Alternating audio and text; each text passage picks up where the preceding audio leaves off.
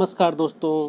तब मैं पुनः आप लोग के साथ एक नए वीडियो के साथ आया हूं और ये वीडियो बहुत अच्छा होने वाला है। मेरे वीडियो का लास्ट तक बने रहें, बहुत ही मज़ा आएगा।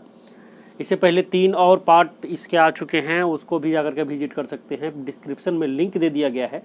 अगर ये वीडियो आप लोग को अच्छा लगे तो लाइक करें, सब्सक्राइब करें और ज़्यादा से ज़्यादा मेरे चैनल को शेयर करें।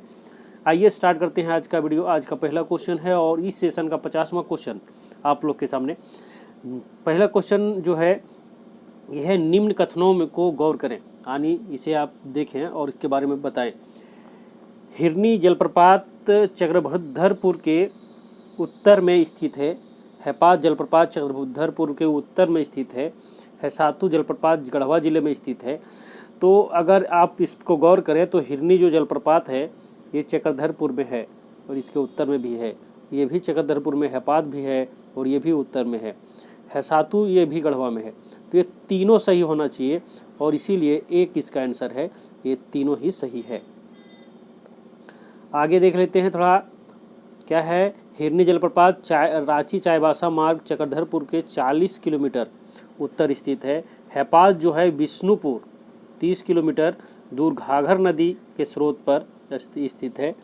और ये हैसातु है, ये गढ़वा में स्थित है। कहाँ है दोस्तों? गढ़वा में स्थित है। 51वां क्वेश्चन है, झारखंड राज्य का दूसरा सबसे ऊंचा जलप्रपात कौन है?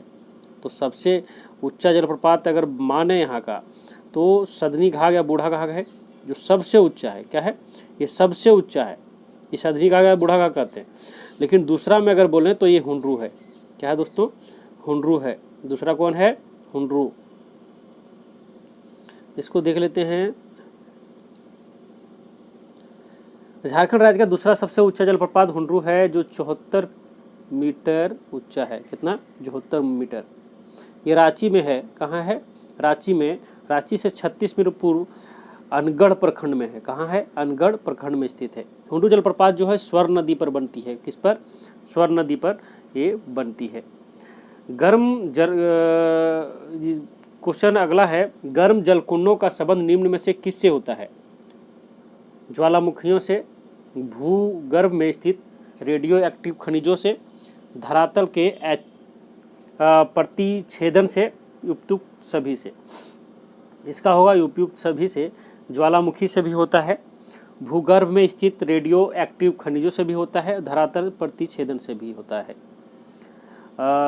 चूँकि देखिए ज्वालामुखी जब निकलती है तो वो गर्म होती है, उससे भी होता है गर्म जलकुंड का निर्माण। भूगर्भ यानी अंदर जो भूमि के अंदर, भूगर्भ मतलब होता है भूमि के अंदर जो रेडियो एक्टिव खनिज होता है वो भी गर्म होता है बहुत ज़्यादा। उसके कारण भी ये जो गर्म जलकुंड है उसका निर्माण होता है। इसमें देख लेते हैं क्या है दिया हुआ है। जहाँ भौम जल स्तर, भौम मतलब भूमि, जल स्तर और धरातल का प्रतिच्छेदन होता है वहाँ धरती का जल बाहर निकलने लगता है, जिसे गर्म जलकुंड कहते हैं। गर्म जलकुंडों का संबंध मृत ज्वालामुखियों या भूगर्भ में स्थित रेडियो सक्रिय खनिज से भी होता है। इन जलकुंडों में प्राय मात्रा में खनिज लवण, गंधक आदि मिलते हैं। क्या मिलते हैं? खनिज लवण और गंधक। अगला है, गर्म जलकुंडों के जल में पाई जाती है। तो क्या पाई जाती है?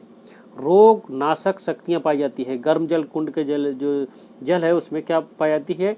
रोग नाशक शक्तियाँ पाई जाती है।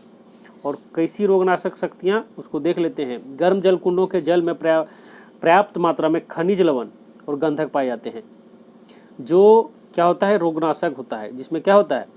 रोगनाशक शक्तियाँ होती है। ये जल विशेषकर गठिया जनित रोग, कमजोर और खून की कमी की समस्याओं को निदान करती है। कौन कौन काम करती है दोस्तों? गठिया जनित रोग, कमजोरी या खून से कमी की जो समस्या है उसको दूर भगाती है। 54वां क्वेश्चन है, निम्न में क्या है?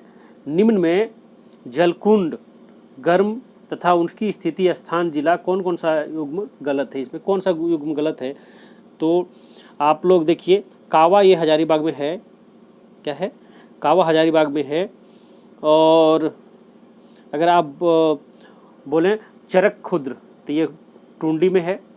झरिया पानी ये दुमका में है। तो तीनों का तीनों सही है। अगर तीनों सही है तो गलत कोई भी नहीं है, उपयुक्त में कोई नहीं होगा। क्या होगा? उपयुक्त में कोई भी नहीं, सभी सही है। और इसको देख लीजिए इसे, कावा जो हजारीबाग जिले में स्थित है, क्या है दोस्तों? कावा जो है वो हजारीबाग जिले में स्थित है। चरक खुर्द धनबाद गिरिडीह मार्ग पर टुंडी से 10 किलोमीटर दूर स्थित है। धनबाद गिरिडीह मार्ग में टुंडी से 10 किलोमीटर दूर स्थित है चरक खुर्द।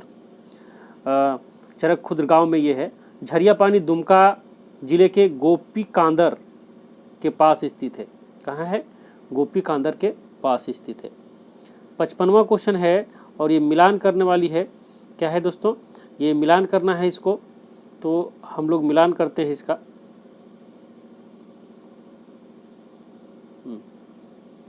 तो मिलान करें। सबसे पहले है ततलोई। क्या है? ततलोई। तो ततलोई जो होगा ये ततलोई दुमका में है। कहाँ है? दुमका में। बी है जिसका जो है ताता पानी, ताता पानी भी दुमका में है। क्या है? ताता पानी भी दुमका में है। सी है, सी जो ये तपात पानी दुमका में है, ताता पानी लातेहार। ताता पानी कहाँ है? लातेहार में है। और डी में है, डी में तेतलुइया, ये धनबाद में है। और जो दुआरी है ये दुमका में है। ठीक है, तो हम लोग इससे आगे बढ़ते हैं और देखते हैं इसको थोड़ा। ततलोई दुमका जिले के पलासी के पास है। ये भुरभुरी नदी पर तट पर है। ततलोई किस पर है? भुरभुरी नदी के तट पर है। तपात पानी ये भी दुमका में है और ये कुबराबाद के पास मोर नदी पर है। तपात पानी देखिए, ततलोई भुरभुरी नदी पर, तपात पानी जो है मोर नदी पर है। ताता पानी लातेहार जिले में है। तेतलुइया धनबाद से 7 किलोमीटर दूर दामोदर नदी पर है। तेतलुइया कहाँ पे है? ये दामोदर नदी पर है। दुआरी चतरा में है। दुआरी कहाँ है दोस्तों? चतरा में। दुआरी कौन है? चतरा में, जो यहाँ पे गलत दे दिया गया है और इसको ध्यान रखिएगा। दुआरी चतरा में, ये दुमका जो है ये गलत है और ये चतरा में है। 56वां है जो है, निम्न में गर्म जलकुंड स्रोत एवं उनकी स्थिति स्थान का कौन सा उगम सही है? तो इसमें सही आपको छांटने बोला है। तो बारामसिया पाकुड़ ये सही है, पाकुड़ में ही बारामसिया है। भूमका दुमका में, तो ये भी है सही। रानी बहल दुमका में, ये भी सही है। तो इसका सभी सही है। इसको देख लीजिए आगे थोड़ा सा। देखिए, बारामसिया पाकुड़ जिले के महेशपुर प्रखंड में बिरकी के पास है। कहाँ है? बिरकी के पास। अगर भूमका का बात करें तो रानी बहल निकट मोर नदी पर है। भूमका किस पर है? निकट मोर नदी पर, दुमका में। ठीक है, रानी बहल दुमका सूरी मार्ग पर, रानी बहल मोर नदी पर है। क्या है? रानी बहल भी कहाँ है? रानी बहल जो है दुमका सूरी नदी पर है। तो आप एक बार फिर से देख लीजिए। देखिए, भूमका जो है ये रानी बहल में है।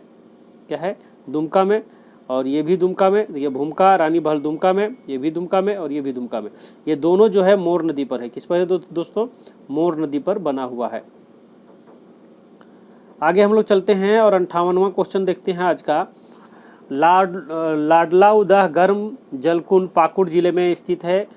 कथन ये है और कथन आर का बात है तो सुसुम पानी नामक गर्म जलकुंड मोर नदी पर स्थित है। अगर इसका बात करें तो ये दोनों सही है।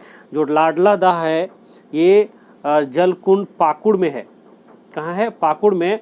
और सुसुम पानी का अगर बात करें तो ये मोर नदी पर स्थित है। तो ये दोनों सही है, ये सी नंबर होगा। और इसको हम लोग एक थोड़ा ठीक से देख लेते हैं। तो क्या है? लाडलादा जो पाकुड़ के बोरू नदी पर है। लाडलादा किस पर है? बोरू नदी पर स्थित है। जो शिव सोता है पाकुड़ जिले के महेशपुर प्रखंड के अंतर्गत शिवपुर गांव में है। सुसुम पानी की बात करें तो बघमारा के निकट मोर नदी पर है। कहाँ है दोस्तों? बघमारा के निकट कहाँ है? मोर नदी पर स्थित है। और ये सुसुम पानी का बात किया था तो सुसुम पानी मोर नदी पर है। देखिए कहाँ? बघमारा में। अगला 59वां क्वेश्चन आज का है। झारखंड भारत का सर्वाधिक गर्म जल वाला जलकुंड कौन सा है? भारत या तो झारखंड का? तो आप अगर इसको बोलें तो ये सूर्यकुंड है, जो भारत का सबसे गर्म जलकुंड है। इसका जो तापमान है 88.5 डिग्री सेल्सियस। और ये झारखंड का ही नहीं, पूरा भारत का है सबसे, जो हजारीबाग में पड़ता है। कहाँ? हजारीबाग के बड़हात बैराठ जिसे कहते हैं, और बैराठ से भी 2 किलोमीटर दूर है। हुटार नामक गर्म जलकुंड जो है तुरिकोयल पर नदी के बेसिन पर है। और हरहद का बात करें तो ये भी गर्म जलकुंड है और ये हजारीबाग जिले में स्थित है। ठीक है, आगे हम लोग चलते हैं। 60वां क्वेश्चन है, निम्न गर्म जल स्रोतों तथा उनकी स्थिति बताइए। तो टाइगर जो है, तो टाइगर को अगर आप बात करें तो कौन सा गलत है ये बताने बोल रहा है। तो हम लोग देखते हैं, टाइगर जो है ये हजारीबाग जिला में है, बारह झरना ये दुमका में है, शिवपुर सोता पाकुड़ शिवपुर में है। तो इसमें से कोई नहीं, सभी हैं। क्या है, सभी मिलान किया हुआ है। देख लीजिए आगे। और ये लास्ट क्वेश्चन है आज का, और इसको आप देख लीजिए ठीक से। क्या है, गर्म जल स्रोत टाइगर जो है ये हजारीबाग जिले बराकर नदी पर स्थित है। बारह झरना का अगर बात कीजिए तो ये दुमका में है, मुख्यालय से 9 किलोमीटर दूर में है, और शिवपुर जो है पाकुड़ में है। तो ये वीडियो आप लोग को कैसा लगा आप कमेंट सेक्शन में ज़रूर बताएं। अगर अच्छा लगा तो लाइक करें, सब्सक्राइब करें और ज़्यादा से ज़्यादा शेयर करें। हम पुनः एक वीडियो के साथ मिलेंगे, तब तक के लिए नमस्कार।